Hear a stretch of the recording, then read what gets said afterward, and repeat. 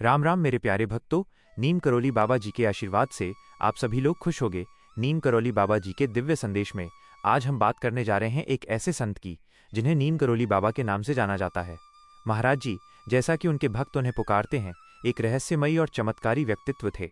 उनका जन्म 1900 में उत्तर प्रदेश के अकबरपुर के पास एक ब्राह्मण परिवार में हुआ था।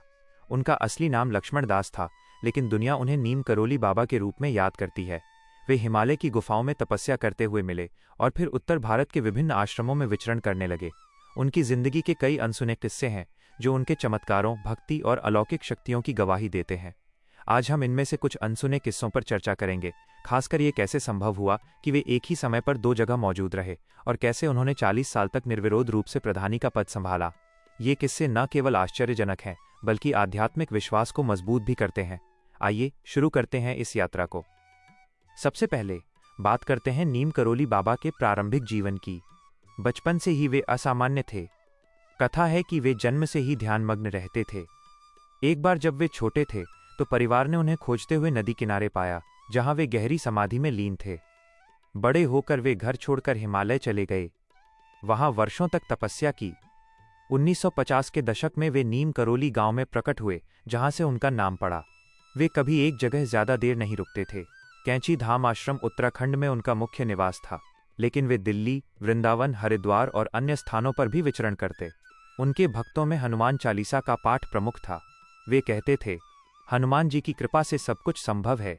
अब आते हैं उन अनसुने किस्सों पर जो उनके चमत्कारों को उजागर करते हैं। एक प्रमुख अनसुना किस्सा है उनकी एक ही समय पर दो जगह मौजूदगी का।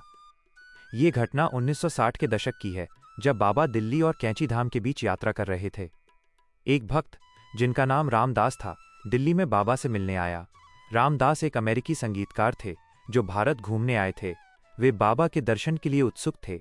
एक शाम रामदास दिल्ली के एक छोटे से मंदिर में पहुंचे, जहां बाबा के बारे में सुना था। वहां उन्होंने बाबा को देखा, जो उन्हें प्रसाद दे रहे थे और हनुमान चालीसा का पाठ करवा रहे थे। रामदास ने बाबा से बात की और बाबा ने उन्हें आशीर्वाद दिया। रामदास ने सोचा कि यह एक साधारण मुलाकात है, लेकिन अगले ही दिन जब रामदास कैंची धाम पहुंचे तो वहां के अन्य भक्तों ने बताया कि बाबा कल रात से कैंची में ही थे, वे दिल्ली नहीं गए थे। रामदास हैरान हो गया। उसने पूछा, तो कल दिल्ली में तो मैंने बाबा को देखा ही था। भक्तों ने हंसते हुए कहा, बाबा तो चमत्कारी हैं, वे जहां चाहें वहां प्रकट हो सकते हैं। यह घटना रामदास की किताब मिरेकल ऑफ लव में दर्ज है, लेकिन कई अनसुने विवरण हैं। रामदास ने बताया कि दिल्ली में बाबा ने जो प्रसाद दिया था, वही प्रसाद कैंची में भी मिला। इसके अलावा बाबा ने दिल्ली में रामदास को एक भविष्यवाणी की, जो कैंची पहुंचने पर सत्य साबित हुई। यह चमत्कार बाबा की अलौकिक शक्ति का प्रमाण था।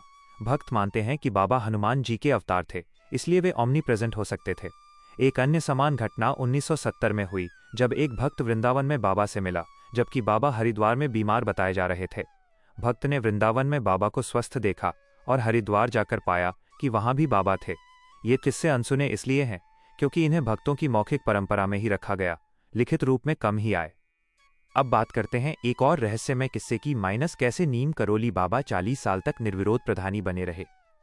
यह किस्सा उनके सामाजिक जीवन से जुड़ा है। नीम करोली गांव में जहां वे रहते थे, प्रधानी का चुनाव हर 5 साल में होता था, लेकिन बाबा 1930 से 1970 तक, यानी पूरे 40 वर्षों तक बिना किसी विरोध के प्रधानी चुने जाते रहे। गांव के लोग उन्हें देवता मानते थे, इसलिए कोई उम्मीदवार उनके खिलाफ खड़ा न होता। कथा है कि एक बार जब बाबा ने प्रधानी का पद संभाला तो गांव सूखे की चपेट में था। बाबा ने हनुमान जी की पूजा की और अगले ही दिन बारिश हो गई। इसके बाद गांव वालों ने तय कर लिया कि बाबा ही हमेशा प्रधानी रहेंगे। एक अनसुना हिस्सा ये है कि 1940 के दशक में एक बाहरी व्यक्ति ने चुनाव लड़ने की कोशिश की, लेकिन रात में उसे सपना आया जिसमें बाबा हनुमान रूप में प्रकट हुए और कहा, गांव का भला चाहते हो तो बाबा को प्रधानी बनाओ। वह व्यक्ति सुबह उठा और नाम वापस ले लिया। इसी तरह 1950 में अकाल पड़ा तो बाबा ने गांव के खेतों में घूम घूम कर आशीर्वाद दिया और फसल लहलहा उठी। कोई टैक्स या विवाद न हुआ, क्योंकि बाबा की मौजूदगी से सब शांत रहता। 1960 तक जब बाबा कैंची चले गए, तब भी गांव वाले उन्हें ही प्रधानी मानते रहे। वास्तव में बाबा शारीरिक रूप से वहां न होने पर भी उनके नाम पर निर्णय लिए जाते। यह 40 साल की निर्विरोध प्रधानी का रहस्य था, उनकी आध्यात्मिक शक्ति और भक्तों का अटूट विश्वास। इतिहासकारों के अनुसार यह एकमात्र ऐसा उदाहरण है जहां कोई संत इतने लंबे समय तक राजनीतिक पद पर बिना चुनौती के रहा। बाबा कहते थे, सेवा ही राजनीति है। उनके इस कार्यकाल में गांव ने कभी कोई आपदा नहीं झेली। ये किस्से सुनकर मन में कई सवाल उठते हैं। क्या बाबा वाकई अलौकिक थे? उनके भक्त कहते हैं हाँ। एक अन्य अनसुना किस्सा है उनके अदृश्य यात्रा का। 1965 में एक भक्त दिल्ली से कैंची जा रहा था। रास्ते में उसका एक्सीडेंट हो गया। वह घायल हो गया, लेकिन अचानक बाबा प्रकट हुए जिन्होंने उसे छुआ और ठीक कर दिया। भक्त ने देखा कि बाबा कहीं से आए ही नहीं थे। उधर कैंची में भक्तों ने बताया कि बाबा उसी समय आश्रम में थे। ये दोहरी उपस्थिति का एक और उदाहरण था। बाबा की शक्तियां हनुमान भक्ति से जुड़ी थीं। वे अक्सर कहते, हनुमान जी जहां हैं वहां बाबा हैं। उनके आश्रम में आज भी ये किस्से सुनाए जाते हैं। नीम करोली बाबा का निधन 1973 में हुआ, लेकिन उनके चमत्कार आज भी जारी हैं। एक भक्त ने बताया कि 1980 में जब आश्रम में आग लग गई तो बाबा की मूर्ति से पानी बहने लगा और आग बुझ गई। ये अनसुना किस्सा स्थानीय लोगों में प्रचलित है। बाबा के जीवन से हम सीखते हैं कि सच्ची भक्ति से असंभव संभव हो जाता है। उनकी एक ही समय पर दो जगह मौजूदगी सिद्ध करती है कि संतों की शक्ति सीमाओं से परे होती है, और 40 साल की निर्विरोध प्रधानी दर्शाती है कि नेतृत्व आध्यात्मिक हो तो अटल रहता है। दोस्तों, नीम करोली बाबा के ये अनसुने किस्से हमें प्रेरित करते हैं। यदि आप भी उनके दर्शन करना चाहें तो कैंची धाम जाएं। वहां हनुमान चालीसा का पाठ करें और बाबा की कृपा प्राप्त करें। जय हनुमान। जय बाबा नीम करोली।